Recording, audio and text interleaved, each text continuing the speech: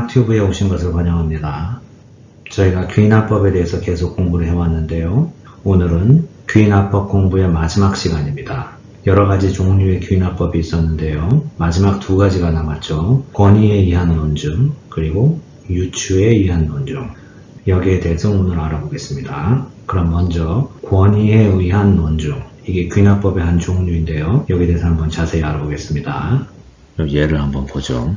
제가 하나의 예를 들었습니다. P1. 환자 김씨는 심장과 전문 수의사인 E씨의 심장 수술 후 10일 뒤 사망하였다. P2.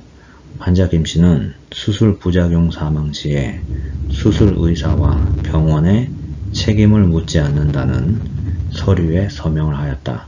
보통 수술 전에 이런 서명을 다 하죠. P3. 하지만 김씨의 사망 후 김씨 가족들은 E씨와 병원을 상대로 의료 과실에 대해서 소송을 하였다. 흔히 있는 일이죠. 아무리 서명의 사인을 해도 의료 과실에 대해서 소송을 할 수 있죠. P4. 김씨의 주장은 의사 E씨가 환자 김씨에게 심장 수술을 통해서 75%의 성공적인 치료를 기대할 수는 있지만 25%의 수술 부작용이 있으며 그 부작용에 사망의 경우도 있다는 것을 전달하였다. 하지만 수술 후 사망 사례가 3%에 달한다는 그 사항을 전달하지 않았기 때문에 김씨와 가족들은 동의를 하였다. 수술 사망률이 그렇게 높은 줄 알았다면 수술에 동의하지 않았을 것이다. 라고 주장한다. 이거는 이제 변호사를 선임을 하면 이제 변호사와 상의를 해서 이런 주장을 변호사가 피는 겁니다. 이건 아주 미국에서도 흔한 법적 논증입니다. 의료 변호사들이 사용하는 P5. 하지만 심장수술 권위자 중에 한 사람인 U씨의 전문 증언에 따르면 3% 수술 부작용에 의한 사망 가능성은 지극히 안전한 심장수술을 의미하며 김씨 경우는 수술을 받지 않았을 경우에는 6개월 내에 사망이 예상되는 그러한 병이라고 한다. 요거는 그 디펜던트죠. 병원과 수술 의사 측 거기서 전문인 증언이 있습니다. 그래서 법정에서 전문가 증언을 한 거죠. 그래서 법원이 판결을 이렇게 내린 겁니다. 그런 고로 법원은 의사 E씨의 의료행위에 과실이 없음을 판결한다. 그러니까 병원과 수술의사에 과실이 없다는 거예요. 그럼 이게 이제 전체 논증인데요. 보통 judicial opinion이라고 판결문이죠. 이거는 흔히 있는 판결문을 제가 요약을 해서 이렇게 써놓은 겁니다. 그럼 이 법원에서 결론이 수술 의사에게 의료 과실이 없다는 거잖아요. 근데 이 결론의 아주 핵심인 premise, 전제가 뭐죠?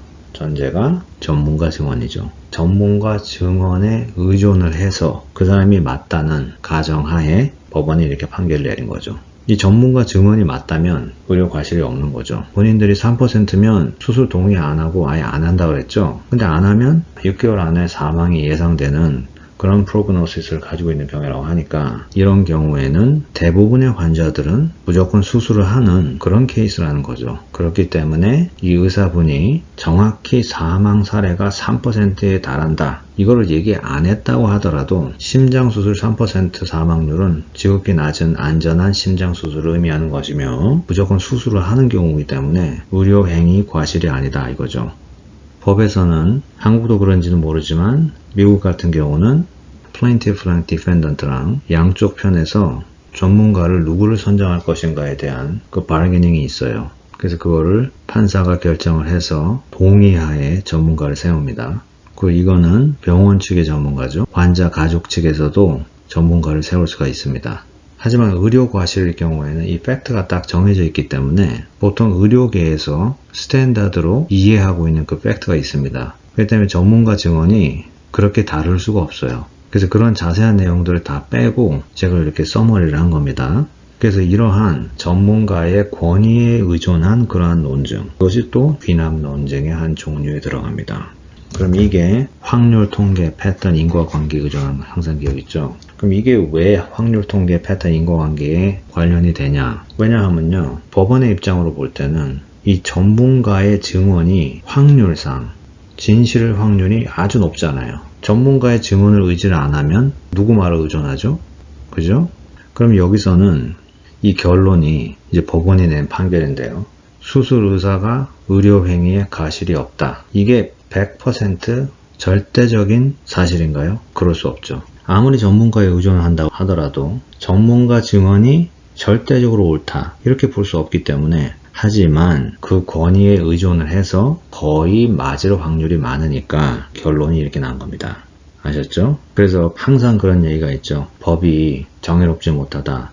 물론 그렇죠. 법이라는 것은 사람이 만든 산물이기 때문에 문화에 따라 다를 수도 있고, 판사가 잘못된 판단을 할 수도 있고, 양심이 없는 판사나 변호사를 만날 수도 있습니다. 하지만 그걸 떠나서 이 법이라는 시스템도 귀납적 논증이기 때문에 항상 절대적으로 옳은 판단을 한다는 것은 있을 수가 없습니다. 그리고 이 논증이 잘된 논증이 있고, 그리 잘 만들어지지 못한 논증이 있는 거고, 이게 그렇다는 겁니다.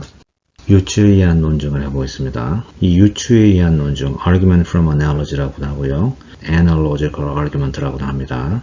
이거는 실용윤리와 법에서 사용되는 건데요. 저희 인문학 지부에서 이 논리학을 하는 이유가 실용윤리를 위해서 하고 있기 때문에 이것은 굉장히 중요합니다. 그러면 유추에 의한 논증은 무엇인가? 이 예를 한번 보겠습니다. 개는 동물 중에서 지능이 높기에 사람과 교류를 할 수 있어서 개를 식용으로 먹는 것은 윤리적으로 옳지가 않다. 이게 하나의 주장이죠.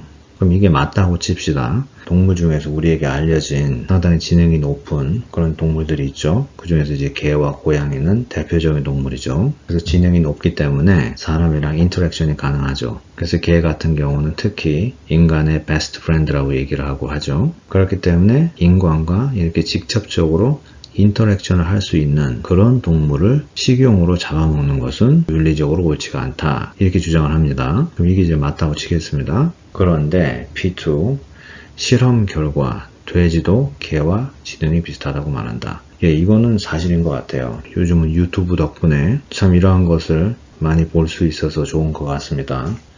개한테 하는 그런 트릭들 있죠. 그걸 돼지한테 그대로 하더라고요. 돼지가 그렇게 소화를 할 수가 있고요. 그래서 P3, 그러므로 돼지도 개와 같이 사람과 교류를 할 수가 있다. 예, 맞는 것 같아요. 그럼 결론. 그러므로, 제가 이거 좀 잘못 썼네요. 돼지를 식용으로 먹는 것은 윤리적으로 옳지가 않다. 개를 먹는 것과 똑같다는 거죠. 그러면 이게 왜 유추에 의한 논증이 되냐? 유추는 이제 analogy입니다. 비교를 하는 겁니다. 두 가지의 다른 케이스인데 첫 번째 케이스랑 두 번째 케이스가 비슷한 케이스라는 겁니다. 그렇기 때문에 첫 번째 케이스를 이렇게 결론을 내리면 두 번째 케이스도 이렇게 결론이 나야 된다. 이 얘기입니다. 그래서 여기 P1에서 개가 지능이 높아서 사람과 인터랙션이 되기 때문에 잡아먹으면 윤리적으로 그러다.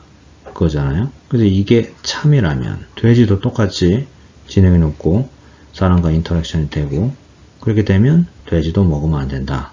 그거잖아요. 그러니까 개의 케이스와 돼지의 케이스가 어널러스하다는 거잖아요. 유사하다는 거잖아요. 그러면 이 논증이 잘된 논증인가? 예, 그거는 제가 지금 얘기하기에는 얘기가 너무 길어지는 것 같아요. 그래서 거기에 대해서는 실제로 실용윤리를 할 때 하고요. 이러한 논증의 형태가 유추에 의한 논증, argument from analogy가 실용윤리학에서는 상당히 많이 씁니다. 그런데 이것도 귀납 논증입니다. 그렇기 때문에 결론이 반드시 옳다 이런 건 있을 수가 없습니다. 그래서 윤리학에서 서로 다른 의견이 나오는 거고 서로 다른 논증이 나올 수 있는 겁니다. 그리고 여기서 제가 실용윤리와 법 이렇게 썼죠. 법에서도 똑같이 이런 게 적용이 되는 게요. 특히 미국같이 common law 시스템이라고 합니다. 이 common law 시스템은 civil law 시스템이랑 다른데요. 미국과 영국은 common law 시스템이 있고 한국은 civil law 시스템입니다. 가장 큰 차이는 뭐냐면 미국과 영국에는 배심원이라는 게 있어요. 주어리. 하지만 한국같이 civil law 시스템에서는 배심원이 없죠. 그리고 이 common law 시스템의 특징은 뭐냐면 이 analogy를 사용한 방식입니다.